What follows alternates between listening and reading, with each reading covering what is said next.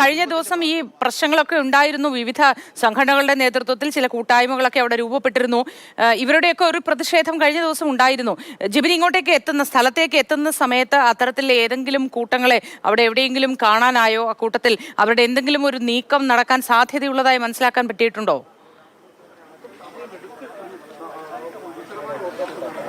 മൂത്തി ഈ പ്രദേശത്തേക്ക് കടന്നു വരുമ്പോൾ നേരത്തെ ഞാൻ പറഞ്ഞിട്ടുണ്ട്, ഈ ബാലരാമപുരം കഴിഞ്ഞ വഴിമുക്ക, ഈ വഴിമുക്ക് മുതൽ തന്നെ പോലീസിന്റെ കൃത്യമായ നിരീക്ഷണത്തിലാണ് ഈ ഒരു പ്രദേശമുള്ളത്. കാരണം അവിടെ നിന്ന് ഇങ്ങോട്ടേക്ക് ആരും കടന്നു വരാതിരിക്കാൻ വേണ്ടിയിട്ട് കൃത്യമായി തന്നെ പോലീസ് അത്തരത്തിലുള്ള സന്നാഹങ്ങളൊക്കെ തന്നെ ഏർപ്പെടുത്തിയിട്ടുണ്ട്.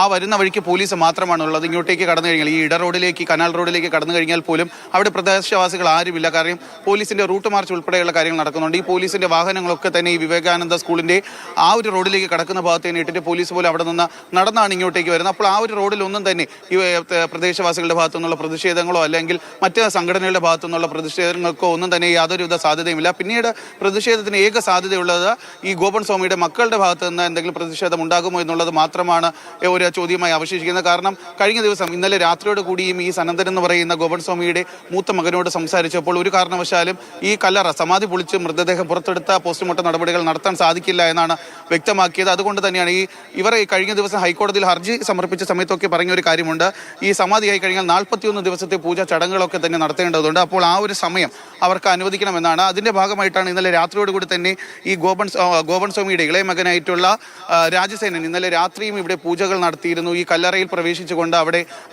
വിളക്ക് കത്തിച്ച് പൂജകൾ നടത്തിയിരുന്നു. പുഷ്പങ്ങൾ ഇന്ന് രാവിലെ പോലും വീണ്ടും വിളക്ക് കത്തിച്ച് പുഷ്പങ്ങളൊക്കെ തന്നെ ഈ സമാധിയിൽ ഈ കല്ലറയിൽ ഈ കോൺക്രീറ്റ് കല്ലറയിൽ ഇടുന്ന ഒരു സാഹചര്യമൊക്കെ തന്നെ ഉണ്ട്. അതുകൊണ്ട് ഇപ്പോഴും അവർ വീട്ടിന്റെ അകത്താണ്, ഇതുവരെയും പിന്നീട് പുറത്തേക്ക് ഇറങ്ങിയിട്ടില്ല. അപ്പോൾ ഈ കുടുംബത്തിന്റെ ഭാഗത്ത് നിന്ന് ഇനി എന്തെങ്കിലും തരത്തിലുള്ള ഒരു പ്രതിഷേധം ഉണ്ടാകുമോ എന്നുള്ളത് മാത്രമാണ് ഒരു ചോദ്യം. കാരണം ആദ്യ ദിവസം കഴിഞ്ഞ തിങ്കളാഴ്ചയോടുകൂടി പോലീസ് എത്തി, മറ്റ് സംഘങ്ങളൊക്കെ തന്നെ എത്തി ഈ മൃതദേഹം പുറത്തെടുക്കാനുള്ള നടപടികൾ ആരംഭിച്ച സമയത്ത് അങ്ങനെ അവർ ജീവിച്ചിരിക്കുന്ന സമയത്ത് അവരുടെ അച്ഛൻ്റെ ഈ സമാധി പൊളിക്കാൻ ഒരു കാരണവശാലും അനുവദിക്കില്ല എന്നാണ് അവർ അന്ന് നിലപാട് വ്യക്തമാക്കിയത്. കഴിഞ്ഞ ദിവസം അവർ അതേ നിലപാട് തന്നെയാണ് സ്വീകരിച്ചതും.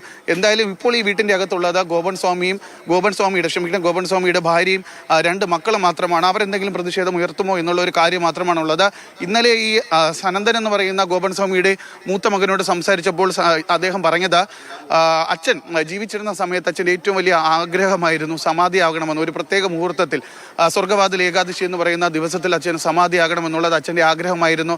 ഈ ആഗ്രഹം അമ്മയോടും ഒക്കെ തന്നെ അദ്ദേഹം അമ്മയോട് ഈ മരണത്തിന് 3 ദിവസം മുമ്പ്, സമാധി ഇരിക്കുന്നതിന് 3 ദിവസം മുമ്പ് ഈ ആഗ്രഹം അമ്മയോടും പറഞ്ഞിരുന്നു. ഇതിന്റെ ഭാഗമായിട്ടാണ് അച്ഛൻ്റെ ആഗ്രഹപ്രകാരമാണ് സമാധിയായിട്ടുള്ളത്. അപ്പോൾ അത് ഒരു മകനെന്ന നിലയിൽ, മക്കളെന്ന നിലയിൽ അച്ഛൻ്റെ ആഗ്രഹം മാത്രമാണ് പൂർത്തീകരിച്ചിരിക്കുന്നത്. അപ്പോൾ ഞങ്ങൾ ജീവിച്ചിരിക്കുന്ന സമയത്ത് ഈ അച്ഛൻ്റെ ആഗ്രഹം ഒരിക്കലും അത് നടക്കാതെ പോകില്ല. അതിന് വേണ്ടിയിട്ടുള്ള എന്തൊക്കെ കാര്യങ്ങൾ അവരെ കൊണ്ട് ചെയ്യാൻ സാധിക്കുമോ അതൊക്കെ തന്നെ ചെയ്യുമെന്നാണ് ഗോപൻ സ്വാമിയുടെ മക്കൾ ഇന്നലെ രാത്രിയും ഏകദേശം 11 മണിയോട് കൂടി നമ്മളിവിടെ ഉണ്ടായിരുന്നു. ആ ഒരു സമയത്ത് ലൈവിൻ്റെ സമയത്ത് സംസാരിച്ചപ്പോഴും അവർ അതേ നിലപാട് തന്നെയാണ് സ്വീകരിച്ചത്. എന്തായാലും ഈ കുടുംബത്തിന്റെ ഭാഗത്ത് നിന്ന് ഒരു പ്രതിഷേധം ഉണ്ടായാൽ പോലും അതൊക്കെ തന്നെ മാറ്റുന്നതിന് വേണ്ടി വീട്ടിന്റെ നേരത്തെ അമൽ പറഞ്ഞതുപോലെ തന്നെ വീട്ടിന്റെ തിണ്ണയിൽ ഉൾപ്പെടെ തന്നെ അവിടെ ഇറങ്ങി വരുന്ന സ്ഥലത്ത് തന്നെ പോലീസ് കൃത്യമായി അവിടെ ഉണ്ട്.